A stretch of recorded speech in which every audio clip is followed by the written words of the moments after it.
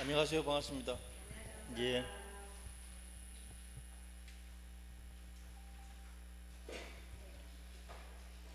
자, 오늘 86페이지입니다.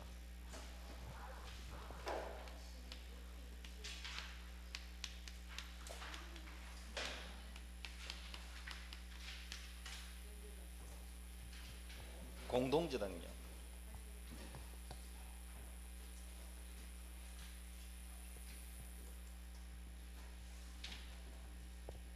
이건 꼭 해마다 나오지는 않는 것 같아요. 해를 한번 걸러 나온다든지 그 정도지 반드시 해마다 나온 적은 없어요. 그러니까 내용은 알아두셔야 되는데 저런 유언비어 믿지 마세요. 자기는 공부 다 해놓고 저런 말 합니다. 자, 이 법 조문이 368조 하나밖에 없어요.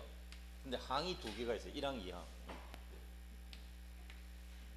1항, 2항이 있는데 1항은 제목 붙이자면 동시배당이라 그래요. 동시배당. 부동산이 두 개 이상인데 채권자 금액을 배당할 때 이 부동산에서 동시에 배당한다 이 뜻이에요. 부동산 여러 개의 부동산에서 동시에 배당한다 이 뜻이. 그러면 경매가 부동산 두 개 이상 경매 들어가야 된다는 이야기죠. 예, 전부 경매 때 이야기다 이 뜻입니다. 동시배당 전부 경매. 2항은 20배당인데요. 부동산 하나만 경매해가지고도 자기 채권 다 받을 수도 있다 이 뜻이에요. 그러면 못 받은 사람이 있으면 다른 부동산에 또 경매해가지고 받으면 되지 않느냐. 배당 시점이 다르다 뜻이에요. 시점이 다르다. 그게 다예요.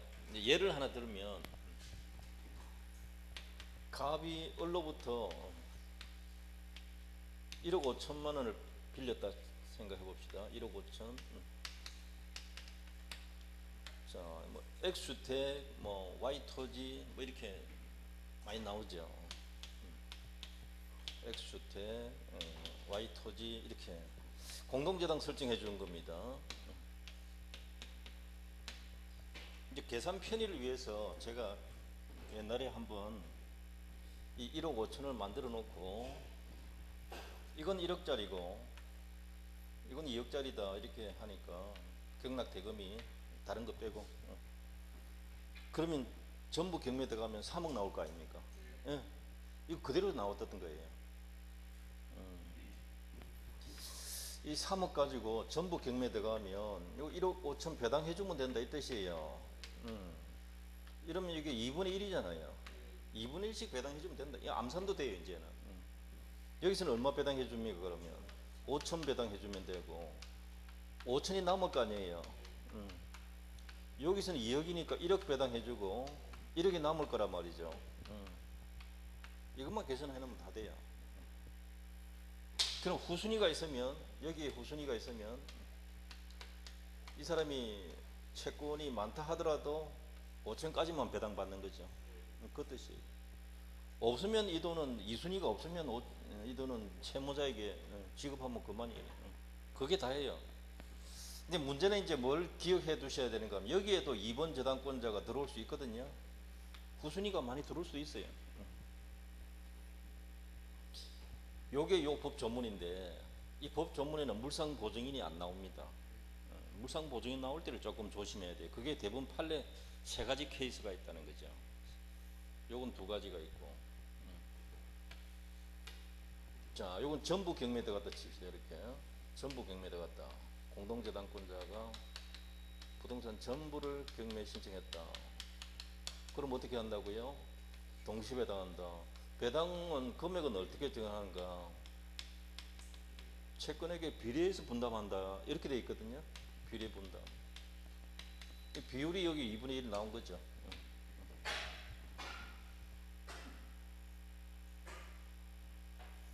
이 사람이 1억 6천 채권자다. 얼마 배당받아요?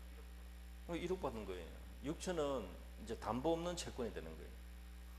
요까지는 담보 되는 거고 배당받을 수 있는 부분이고 나머지 채권액은 배당 못 받는 채권이다. 그 부동산에서 배당 못 받는다 이 뜻이지 채무가 없어진다 이 뜻은 아닙니다. 그거 하나 꼭 구분하셔야 돼요. 2억을 빌려준데 1억 5천을 배당받았다 하면 5천 못 받았잖아요. 5천은 그냥 담보 없는 채권, 무담보 채권. 그 채무자 재산이 있으면 또 나중에 배당 참가하거나 뭐 압류 붙이거나 이렇게 할 수 있는 방법은 있어요. 법적으로는 받기가 힘들어서 그렇지. 어쨌든 그런 게 길이 있다는 거죠. 이게 이제 전부 경매했을 때 비례분담이고요. 똑같은 케이스로 해가지고 가정을 하면 요거 2억짜리라 했잖아요. 요거 1억짜리고 후순위가 있다 칩시다. 요걸 경매했다는 거죠. Y토지 경매해가지고 여기서 채권액 전부 다 받을 수 있다 없다. 이거 다 받을 수 있습니다. 여기 2억짜리잖아요. 그럼에도 불구하고 이거는 잘 안 할 겁니다. 뭘 해도 상관없어요. 그건 지 알아서 할 일이니까. 우리 알아서 할 일이니까. 전부 다 받을 수 있다. 요것도 초기에 시험 냈고요. 전부 다 받을 수 있다. 남는 금액이 5천 아닙니까? 그러면 동시배당 했더라면 5천, 5천, 1억, 1억 이렇게 되는데, 그죠? 이 사람이 경매부동산의 후순위, 경매부동산의 후순위자, 차순위자, 차순위라고 되어 있어요. 법 전문에는 차순위, 후순위. 이 사람은 자기 채권액이 1억인데 5천 배당받고 5천이 부족하잖아요. 5천이 부족하단 말이죠. 그럼 이 사람은 이렇게 동시 배당했더라면 공동저당권자가 X 건물에서 배당받을 수 있는 금액이 5천이잖아요. 요 한도 내에서 요 자리에 대신 들어간다. 요 자리에. 이 말 이해됩니까? 대위 들어간다. 그게 후순위자의 대위, 차순위자 대위 이렇게 말해요. 제목을 기억하시면 금방 이해하실 수 있습니다. 이걸 기억해야 돼. 이게 조문이에요. 그럼 만약에 이 사람 1억 2천이다 하면 얼마 배당받을 수 있나요? 여기서 5천 받고 5천 부족하잖아요. 7천 못 들어갑니다. 5천 안에 들어간다 이 말이에요. 그건 아직 시험 한 번도 낸 적 없어요. 나머지 2천은 못 받았으니까 담보 없는 채권이 되어 있겠지. 그렇게 되는 거예요. 그 상태만 이해하시면 돼요. 대부분 판례는 이제 세 가지가 뭐가 나오는가 하면 똑같은 상황으로 하시면 생각하기 편합니다. X 건물과 Y 토지에 공동저당권자가 있다 했을 때 1억 5천, 금액도 1억 5천이고요. 이건 채무자 부동산이고 이 토지가 물상보증인 부동산이다. 되시나요? 물상보증인 부동산 이게 나오면 판례예요. 이걸 기억하셔야 돼요. 하나는 갑의 토지, 하나는 을의 토지 이렇게 나오면 한 사람은 물상보증이라는 걸 주목해야 돼요. 그걸 찾아내지 못하면 헷갈리게 된단 말이죠. 그럼 이 법 전문에는 둘 다 채무자 부동산이에요. 이게. 이것도 마찬가지예요. 이것도 채무자 부동산이에요. 그래서 대위가 들어가진다. 금액 똑같습니다. 이때 전부 경매 들어갔다. 뭐 2순위도 있다 치고요. 각각 똑같은 금액으로 들어와 있다 치고. 자, 이렇게 이제 요거는 이제 전부 경매 들어갔잖아요. 전부 경매 들어갔을 때 하나는 물상보증인 부동산이다. 이거 놓치면 안 돼요. 이때 이야기니까. 옛날에는 이 방법대로 해도 됐어요. 판례가 바뀌어가지고 이 방법대로 하면 된다 안 된다? 안 된다. 368조 1항 비례분담 적용하면 된다 안 된다?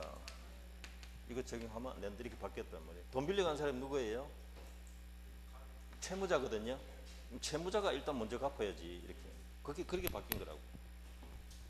똑같이 배당해 주라가 아니라 채무자가 일단 먼저 갚아야지. 돈 빌려간 사람이 먼저 갚아야지. 그래서 X 토지에서 일단 배당을 해라 이렇게 됐대. 그럼 X 토지 가격이 1억 아닙니까? 1억 배당해도 5천이 부족할 거 아니에요. 5천 부족 부분이 생기면 어떻게 하는가? 부족 부분이 있으면 물상보증인 부동산을 배당해주라. 그럼 결과적으로 Y 토지에서는 5천을 배당해주면 된다. 이해됩니까 지금? 여기서는 얼마 남아요? 2억짜리니까 1억 5천이 남겠죠. 그럼 이 사람은 충분히 배당받을 수 있겠죠. 1억 2천 줘도. 1억 2천 채권자라도 배당받잖아요. 아까 여기 때는 1억 2천 안 됐잖아요. 뭐 1억밖에 안 되고 올라가도 5천밖에 안 돼요. 5천밖에 못 받고 5천밖에 못 받는. 요게 대부분 판례 바뀐 겁니다. 요거 조심해야 되고요. 전부 경매했을 때 뭐 똑같은 방식으로 금액이 똑같아 칩시다. 또 하나가 있습니다.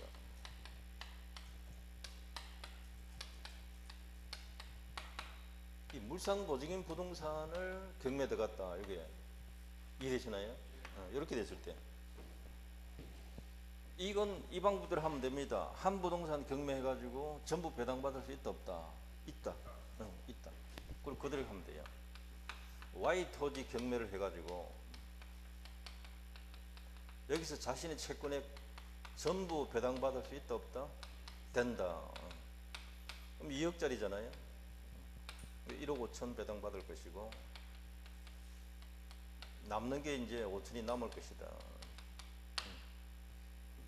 이 사람이 지금 저기서 보면 1억 채권자면 경매부동산의 후순위가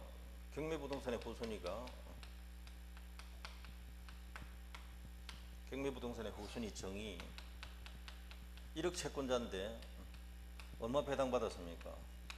5천 배당받았죠. 그러니까 5천 부족하잖아요. 물론 물상보증인은 자기 토지 매각된 셈이고요. 그럼 물상보증이 자기 토지 매각돼 가지고 누구 빚을 갚아준 셈이 됩니까? 갑의 빚을 갚아준 셈이다. 이걸 기억하시면 돼요. 그러면 빚을 대신 갚아줬다는 거예요. 그래서 채권자 자리에 대신 들어간다. 이 말을 줄이면 변제한 사람이 채권자 자리에 대신 들어갑니다. 변제자 대위. 이해됩니까? 물상보증인이 요 자리에 대위 들어간다. 물상보증인은 변제자 대위다는 겁니다. 1-1 이전 등기 해줘야 돼요. 저당권. 이해됩니까 이거? 근데 이 사람은 배당 다 받았잖아요. 공동저당권자는 다 배당 받았잖아요. 요거 지운다고. 잘 보세요.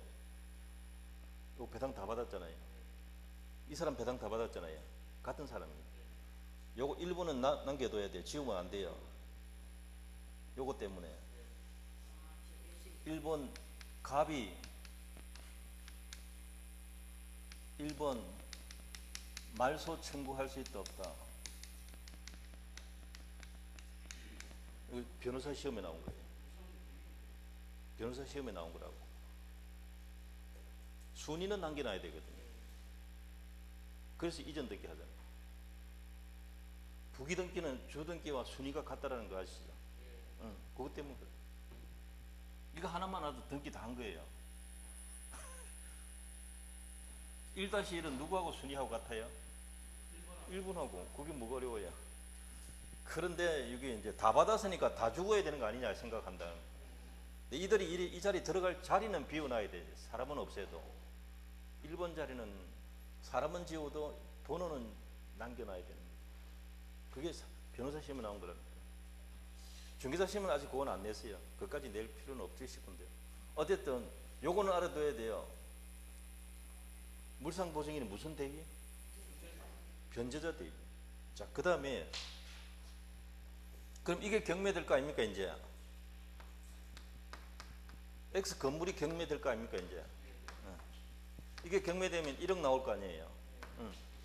배당해야 될 거 아니에요. X 부동산에 X 건물에 후순위자 병은 몇 순위일까요? 3순위입니다.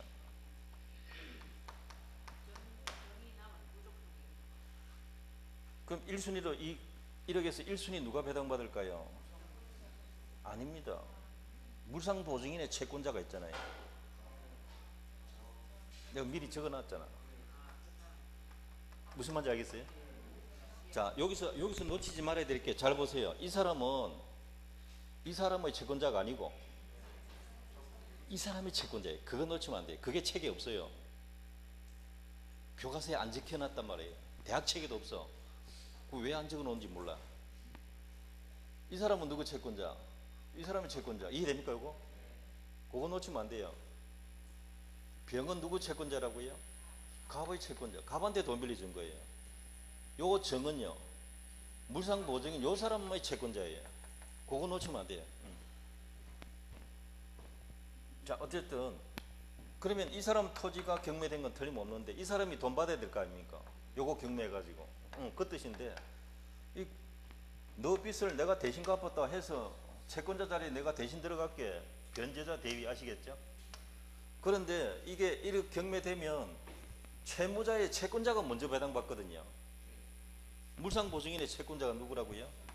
정의예요. 이 사람이 여기서 5천 배당받아요. 못 받은 게 5천이잖아요. 지금 이해되죠? 자, 잘 들으세요. 지금 정은 자신의 저당 목적물이 어느 것이었습니까? Y 토지였죠. 거기서 일부 배당받았지만 배당받지 못한 부분은 어디에서 배당받았어요 지금? X 건물에서 배당받았죠. 이 물건에서 저 물건으로 위치가 바뀌는 걸 뭐라 해요? 이 물건에서 저 물건 위로 위치가 바뀌는 거. 내 이 말 억수로만 했는데요.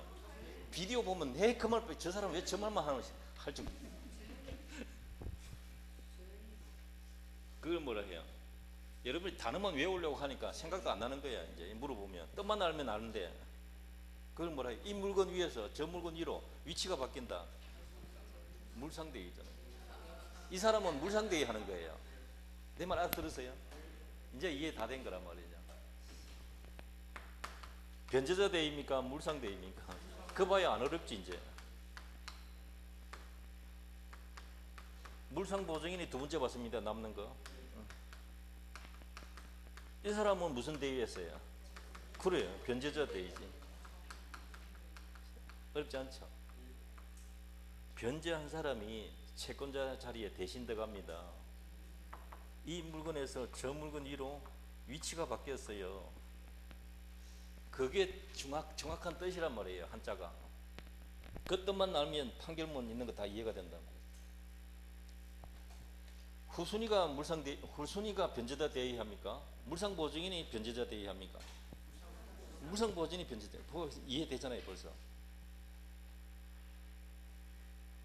물상보증인의 후순위자 정, 이 사람은 Y 토지에서 못 받은 부분을 어디에서 받아요? X 건물에서 먼저 받죠. 이걸 뭐라 해요? 물상대위.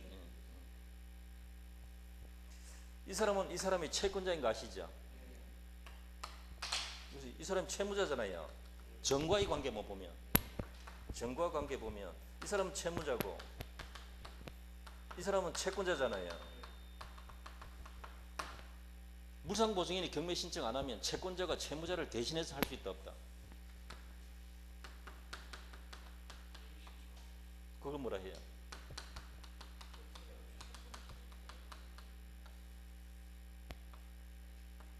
이해됩니까 지금?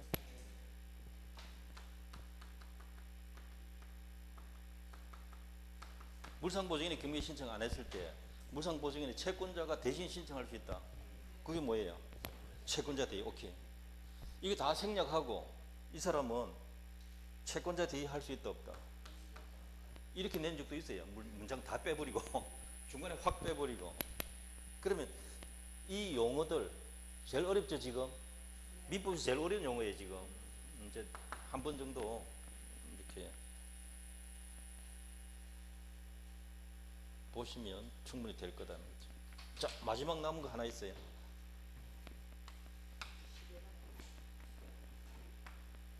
물상보증인 부동산 경매한 거, 요건 전부 경매한 거. 그 다음 하나 남았잖아요. 요거부터 먼저 해보자 이런 거죠. 이해되시나요? 요거는 금액을 잠깐 변경할게요. 요게 2억짜리다 치고요. 그래야 의미가 있거든. 1억짜리면 뭐 논할 가치가 없으니까. 이게 토지가 1억짜리다 이렇게 치고, 이게 이제 물상보증인 부동산이다 되시나요? 2순위가 다 있다 치고 되시죠? 이 사람은 5천 빌려 1억짜리니까 작은 거니까 동시배당하면은 원래는 얼마 받아요? 저게 거꾸로 하면 돼요. 1억 5천이라 치고요. 여기서는 1억 받을 수 있고 여기서는 5천 받을 수 있다고 이렇게 생각하고 들어간 거죠. 근데 어차피 여기 경매하면 1억 5천 다 받을 거니까 신경 안 써도 돼요. 근데 지금 옛날 방식으로 하면 그런데 옛날 방식으로 하면 이렇다는 거죠. 지금 참고하는 겁니다. 이거는 숫자가 별로 의미가 없어요. 근데 문제는 이제 이거는 채무자 부동산이고 이건 물상보증인 부동산이라 했잖아요. 그것만 주의하시면 돼요. 이거 경매했다 칩시다. 채무자 부동산 경매 들어갔다. 2억이니까 1억 5천 다 받을 수 있다 없다? 전부 받을 수 있잖아요. 1억 5천 다 받는다. 5천 남을 거란 말이죠.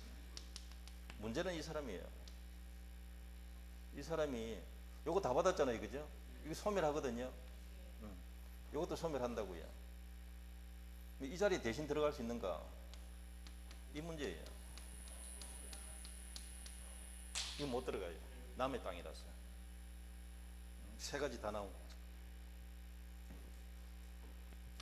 그래서 이 금액 별 의미가 없어요. 금액이 좀 다르게 나와도 별 의미가 없다 이 말이에요.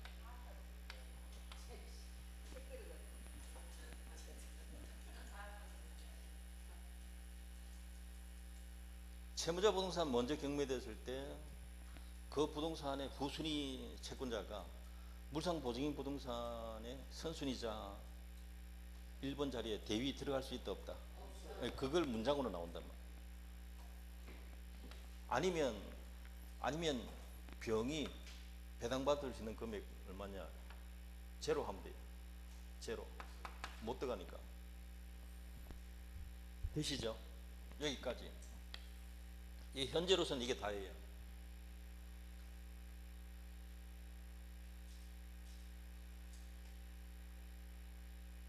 현재로서는 이게 다예요.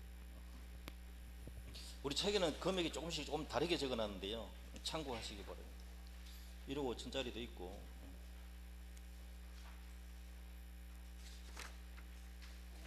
자, 우리 문제 한번 볼게요. 어디 보시는가 하면 36번 문제 보세요.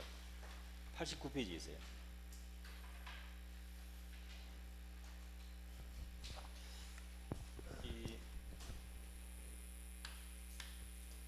갑은 채무자 을의 X토지와 제3자 병의 Y토지에 대해서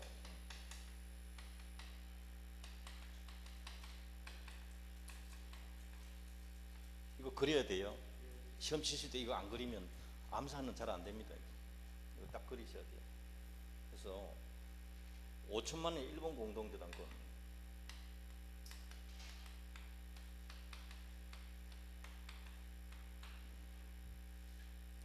정은 X토지의 채권 2천만 원, 종이 2천만 원, 문은 Y토지의 병에 대한 피담보 채권 3천만 원. 되시나요? 예, 요거 찾아내야 돼요. 요거. 자, 그 다음에 이제 뭘 찾아내야 되는가 하면 Y토지가 경매되어 그걸 찾아야 돼요. 자, 어느 게 경매됐다고요? 물상보증인 부동산이 경매됐다. 이 뜻이에요, 이게. 그러면 이게 지금 Y토지가 얼마입니까? 가만히 봐요. 지금 Y토지가 매각되어서 배당금액 5천만 원 전액이 갑에게 배당되었다. 5천만 원 전액 배당되었다 이렇게 하는 이게 소멸한 거잖아요, 그죠? 그다음에 엑스토지 매각 대금 중 4천만 원이 배당된다. 이제 이게 엑스토지가 4천만 원이 지금 배당될 차례다 이 말이잖아요. 그다음 무가 엑스토지 매각 대금에서 배당받을 수 있는 금액은 얼마인가? 자, 이게 물상 보증이라는 걸 놓치면 안 되겠죠. 이 사람이 어디 들어간다 했습니까? 요 자리에 들어간다 했잖아요. 그러면 여기서 누가 제일 먼저 받아요? 무가 먼저 받잖아요. 4천 남아 있으니까 3천은 다 받겠죠. 3천이 답이에요. 그 다음에 이제 병이란 사람이 1,000만 원 받을 거예요. 정은 받을 수 있다 없다? 이제 못 받잖아요. 돈이 없어서 못 받는데 이게 다예요. 답이 3천이에요. 그 다음에 37번 볼게요. 갑은 을에 대한 사목의 채권을 담보하기 위해서 을 소유 엑스토지 Y 건물에, 자 지금 여기서는 을 소유로만 나와 있잖아요. 물상 보증이 안 나왔다 했다는 거죠. 그게 포인트입니다. 갑이 채권자입니다. 얼마 빌려줘서요? 3억. 예, 이게 포인트입니다. 1번 공동저당권 취득했다. 병은 엑스토지에 2억 4천. 2순위가 있네요. 2억 4천. 그 다음에 Y 건물의 정은 1억 6천. 되시죠? 이렇게. 엑스토지와 Y 건물이 모두 경매되어서 이제 두 개 다 경매했다는, 전부 경매한 겁니다. 이때 4억과 2억이 각각 나온 거죠. 4억과 2억이. 정의 Y 건물 경매대가서 배당받을 수 있는 금액. 정은 얼마 받나 이 말이에요. 그럼 지금 물상 보증인은 없으니까 비례배당하면 되잖아요. 예, 이게 포인트예요. 이게. 비례배당 찾는 게 포인트. 그러면 6억분에 얼마 배당해야 되죠? 2분의 1 되는 거 아시죠? 그럼 2분의 1이면 얼마예요, 여기서는? 2억 배당해야 되고, 여기 2억 남을 거고, 여기 1억이고, 여기 1억 될 거 아니에요? 이 사람 받을 거 얼마예요? 1억밖에 못 받아요. 6천 못 받는데. 1억이 답이에요. 4번. 자, 이게 잘 보면, 이건 물상 보증이 있는 경우고, 물상 보증이 없는 경우. 이거 이상하게 자꾸 안 내더라고요. 왜 안 내는지 몰라. 내야 되는데.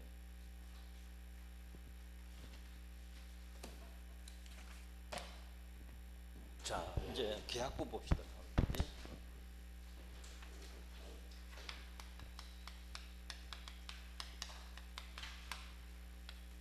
계약이 뭔가요?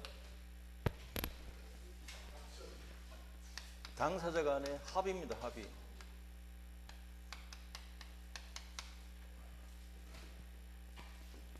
서로 대립하는 의사표시의 합치.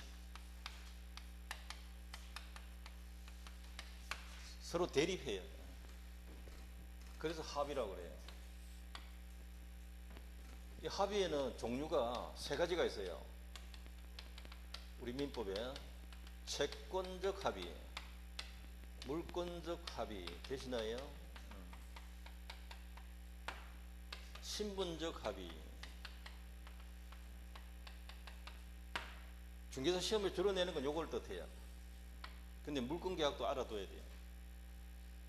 지상권 설정 계약은 이게 두 번이나 나왔거든요. 지상권 설정 계약은 무슨 계약이다? 물권 계약이다. 중개사 시험 출제 대상이 뭐 이렇게 적혀 있잖아요.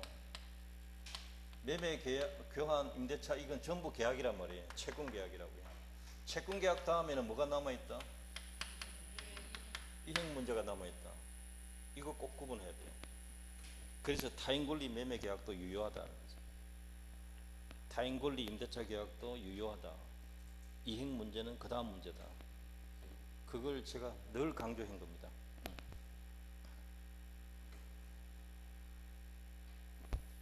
이래 서로 대가적 채무를 부담하는 계약을 뭐라 하죠? 상무계약. 서로 상호 출연하는 경우는 뭐라 하죠? 유상계약. 청약과 승낙으로 이루어진다. 낙승계약이죠. 특별한 방식을 요하지 않는다는 거죠. 불요식이래. 요식 계약은 어떤 게 있나요? 보험수표 행위. 그 기재를 정확히 해야 되거든요. 유언, 그것도 요식 행위. 방식이 딱 정해져 있어요. 지금 우리 민법에 있는 계약 종류 15가지는 특별한 방식 요한다라고 적어놓은 게 하나도 없어요. 그래서 전부 불요식이에요. 제일 중요한 게 이겁니다. 상무계약하고 유상계약. 이건 놓치면 안 되죠. 그 다음에 이제 요물계약이란 말 들어봤죠? 요물계약. 물건의 인도를 요합니다. 물건의 인도까지도 요합니다. 청약 승낙만 있으면 되는 게 아니라 물건의 인도를 요합니다. 대표적인 게 뭐가 있나요? 시험 제일 많이 나온 게 계약금 계약. 계약금 계약 놓치면 안 돼요. 현상광고 계약도 마찬가지인데 현상광고 계약도 계약금 계약은 언제 성립합니까?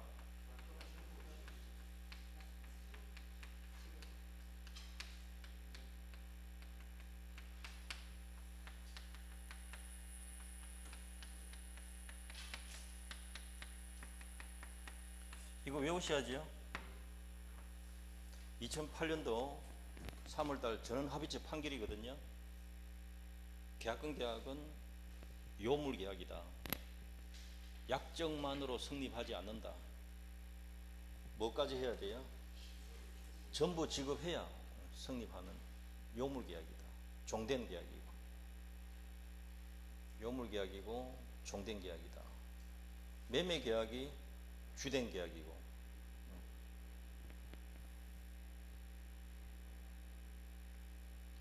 계약금 약정을 위반하는 경우에 주계약인 매매계약을 해제할 수 있다 없다?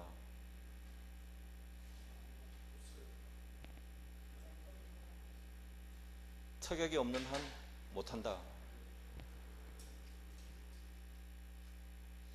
계약금 지급 약정을 위반했을 때 주된 계약인 매매계약을 해제할 수 있다 없다? 그렇게 하기로 특약 안 했으면 못한다.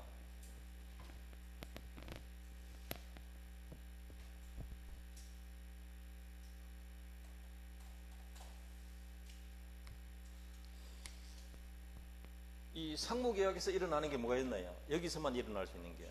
그렇죠? 동시행 제가 다 적어놨으면 여기인데 그 다음에 동시행 문제하고 또 무슨 문제? 위험부담 문제. 예, 이 두 가지는 여기서만 일어나요. 7번, 8번, 9번 이런 것들. 그 다음에 독특한 상무계약 있잖아요. 제3자를 위한 계약. 되시죠? 이거 시험 거의 나오잖아요. 이거는. 동시행, 위험부담, 제3자를 위한 계약. 이제 채무를 고의로 위반하면 그걸 뭐라 하죠? 채무불이행. 채무불이행 따르면 뭐가 일어날 수 있죠? 계약 해제와 손해배상. 이게 지금 총칙에 한 6문제 지금 거론당한 거예요. 이건 계약 종료. 언제 성립한다? 성립, 계약 성립, 계약 종료. 이해됩니까 지금? 동시에 위험부담, 제3자를 위한 계약, 계약 해제. 이해됩니까 지금?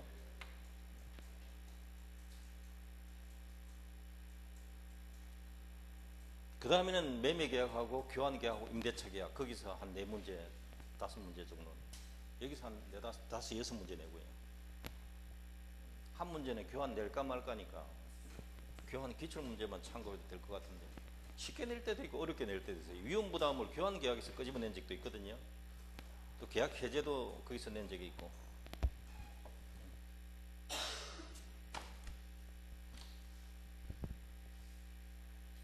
오른쪽 페이지 11번에 계약 해제했잖아요. 계약 해제는 단독 행위인 거 아시죠? 그래서 11번의 핵심은 판례 기준으로 해제하면 소유권은 어떻게 된다?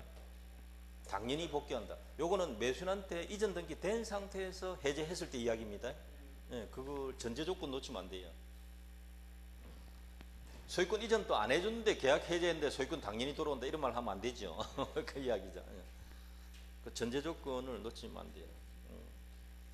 이 물권적 효과설, 소유권이 당연히 돌아옵니다. 소유권 돌려주세요 하는 청구권 생기는 게 아니라 소유권이 당연히 돌아온다.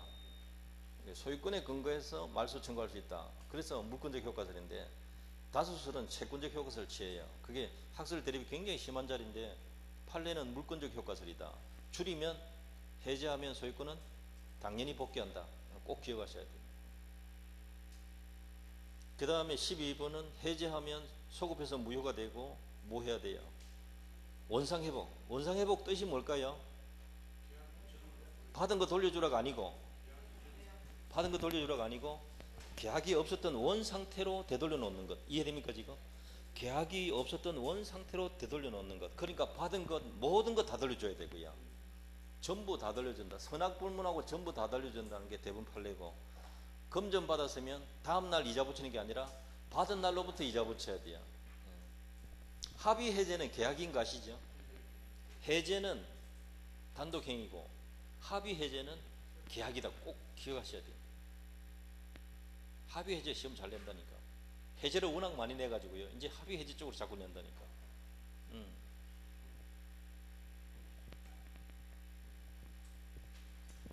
14번 보세요. 계약권 계약 나와있죠. 제목. 계약권 계약은 당사자 일방이 이행에 착수할 때까지가 매수인 기준으로 하면 중도금 지급 전까지. 그거 기억하셔야 되고요. 중도금은 적게 줬나 많이 줬나가 중요한 게 아닙니다. 중도금 줬냐 안 줬냐 그게 문제예요. 교부자는 포기하고 수령자는 배액 상환하여 매매계약 해제할 수 있다. 이 두 줄이 무슨 뜻일까요? 계약금 계약 해제. 계약 해제가 아니고 계약금 계약 해제예요.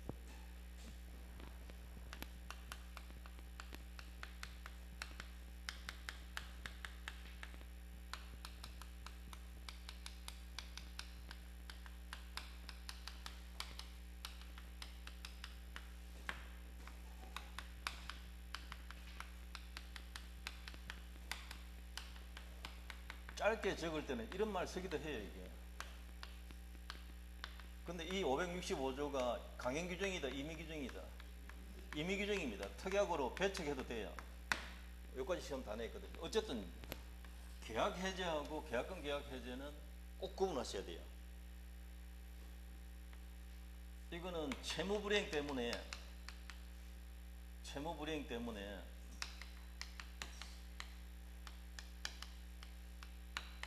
예컨대 매매 계약을 해제하는 것이고요. 이건 채무 불이행 아니에요. 고만두겠다. 채무 불이행이다 아니다. 이거 아니다 말이에요. 그냥 그만두겠다는 거예요. 그러니까 여기서 따로 손해배상 청구할 수 있다 없다. 특약이 없는 난 못해요. 이거 잘 나온다 말이에요. 계약 해제하고 계약금 계약 해제하고 꼭 구분해야 돼요.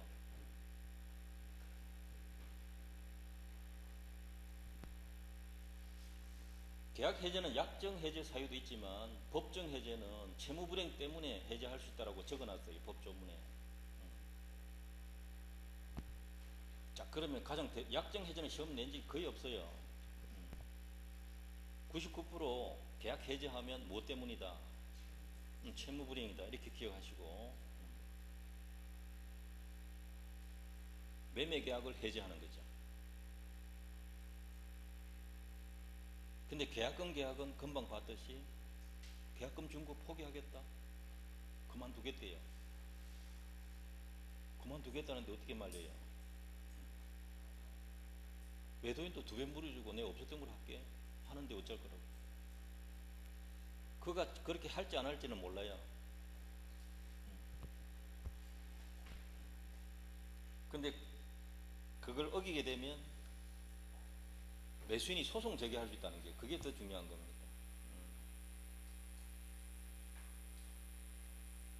그래서 계약금 계약 해지하면서 따로 손해배상 청구할 수 없으니까 주로 뭐 합니까?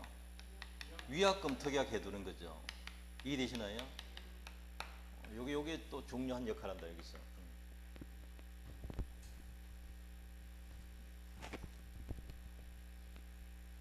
그래서 둘째 줄 끝에 현행민법은 특약이 없는 한 계약금으로 추정한다는 거죠.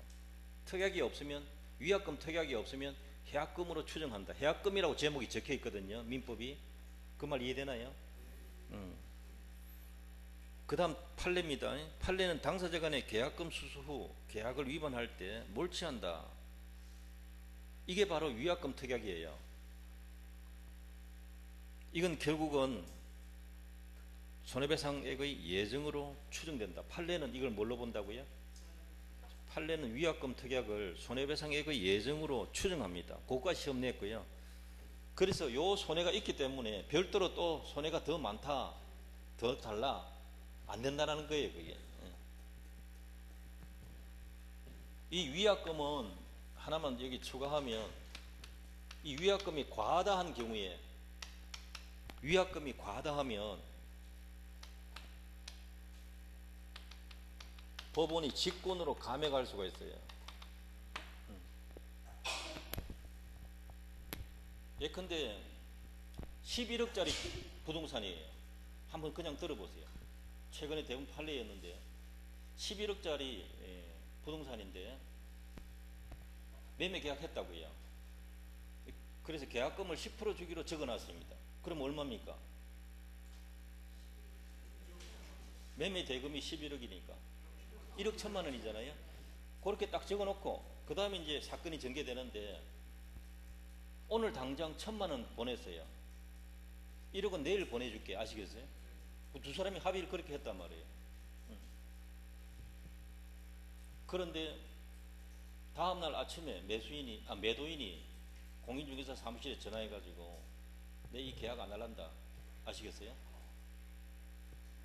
통보하고 중개사 보고 매수인한테 그렇게 통보해라 그랬어요. 근데 통보 받기 전에 이제 아침에 일찍 이 사람은 매수인은 약속했잖아요. 돈 주기로. 은행에 가서 1억 수표 찾아가지고 1억을 은행 계좌로 넣으려고 보니까 매도인이 통장을 폐쇄시킨 거야. 그러니까 돈 넣을 수 있어요 없어요? 넣어줄 수가 없어. 그러니까 그날을 약속 어긴 셈이 되죠. 그날 돈을 찾아가지고 어디로 가는가 하면 법원에 가요. 법원에. 물론 그 전에 이제 중개사 사무실에 가보니까 이야기가 그렇게 나오네. 안 한다 하면서 2천만 원만 받은 거 2천만 원 물려줄게 하고 1천만 원 받았잖아요 어제. 2배 물려줄게 2천만 원 줄게 이렇게 하면서 통장 폐쇄시켜버리고 매수인은 가보니까 황당하잖아요. 그래서 매수인이 무슨 행동을 했는가 하면 돈을 찾아가지고 오후에 돈 찾아가지고 그 다음날 일찍 부동산 소재지 법원에 가가지고 공탁을 합니다. 공탁. 내 계약금을 법원에 맡겨놓을 테니 찾아가시오라는 거예요. 이해됩니까? 매도인 못 만날 때는 그렇게 하는 방법이 있어요. 그러면 이 사람은 계약금 다 줬다 안 줬다? 다 준 거예요. 그게 대부분 판례예요. 문제는 하나 더 있어요. 2천만 원 주고 계약금 계약 해제 됩니까 안 됩니까? 실제 받은 돈 금액입니까? 약정 계약금입니까? 2억 2천만 원 돌려줘야 돼. 내 말 이해됩니까 지금? 거기서 소송에서 진 거라고 이 사람. 2천만 원 물려주고 그만두겠다가 된다 안 된다? 안 돼요. 그걸 알고 있어야 돼요. 처음부터 계약을 하지 말든지. 이해됩니까? 그게 신중히 생각해야 할 부분이거든요. 법치 국가니까. 그래서 계약금, 위약금 얼마 된다고요 지금? 2억 2천만 원 되고 뭐 2배 물려줄게 했거든요. 그 특약이 있어요. 그러면 2억 2천이면 받은 돈 1천만 원에 2배입니까? 약정 계약금 1억 1천만 원에 1억 1천만 원에 2배입니까?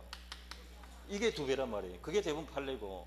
그래서 2억 2천을 지급하라. 2천만 줬으니까 2억 2천을 지급하라. 이렇게 2억을 더 주라는 거죠. 그래서 직권으로 감액했습니다. 70%만 주라. 이해됩니까? 70. 2억 2천에 70% 하면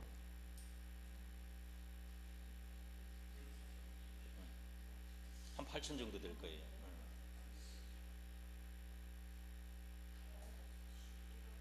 아니죠. 1억 한 5천 정도 되겠네. 예, 그 정도. 그래도 한 5천만 원 깎아준 거란 말이에요. 30%를 직권 감액했다 이 뜻이에요. 내가 그 이야기 하려고 하는 거예요. 판결문에 요 글자가 들어가 있어요. 30% 감액한다 이렇게 적어요. 그래도 매도인이 손해 덜 본 셈이죠. 그 생각은 안 하고 엄청 손해 본 거라 생각할 거예요. 그죠? 1억 6천 가까이 물어내야 되니까.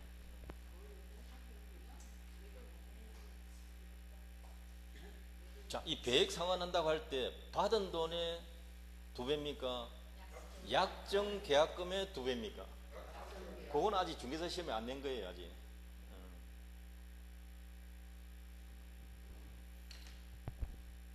자, 일단 거기까지 하고요. 조금 이따가 보도록 합시다.